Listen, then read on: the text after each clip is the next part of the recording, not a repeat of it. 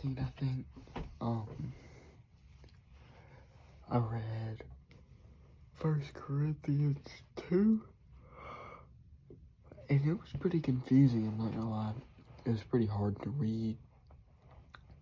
Thank goodness I had my study Bible that helped me understand most of it, but there were a few verses that my study Bible didn't touch on.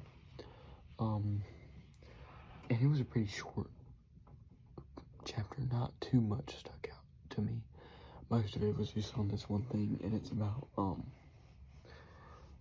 spiritual wisdom, and how it comes. You can only get that through the Holy Spirit and having that spiritual connection to God.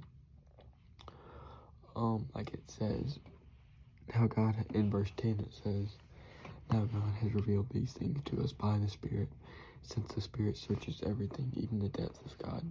And then going into verse 11 and onward, it says, for who knows a person's thoughts except his spirit within him? In the same way, no one knows the thoughts of God except the Spirit of God. Now we have not received the spirit of the world, but the Spirit of God, but the Spirit who comes from God, so we might understand what has been freely given us by God. We also speak these things, not in words taught by human wisdom, but in those taught by the Spirit, explaining spiritual things to spiritual people. But the person without the Spirit does not receive what comes from God's Spirit, because it is foolishness to him. He is not able to understand it, since it is evaluated spiritually. The spiritual person, however, can evaluate everything, and yet he himself cannot be evaluated by anyone. So that was verses 10 through 15. And I think the most they're all incredibly important, but the verses that kind of summarize this chapter, verses 14 and 15. You have to, if you want to understand God, you have to be enriched with the Spirit, or you're never going to understand God. But if you want to get the best understanding possible of God and have the closest relationship to Him, then you're going to have that spiritual connection and relationship with Him. Or else you can't comprehend it at all. The human mind, there's things the humans will never know. Absolutely. And that, it's so hard for the human mind to wrap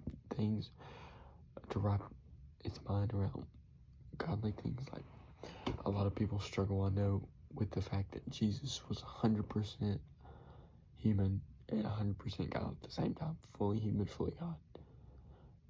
That doesn't make sense. How can you can only have 100%, how can you have 200%?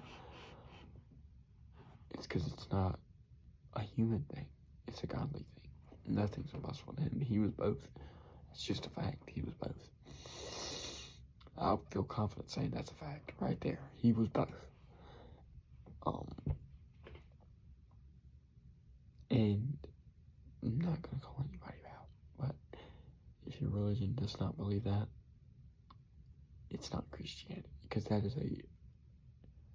because the whole miracle is that Jesus was a human who died, who was the Son of God, so fully God, fully human, lived a perfect life, sinless, blameless, to take for us. So if you're not recognizing that he was fully God, first, you're not recognizing that Jesus was the Son of God.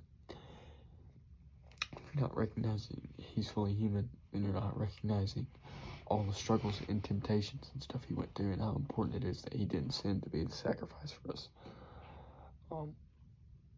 But yeah, the human mind will never be able to fully understand that, because it's a godly thing, not a physical human thing.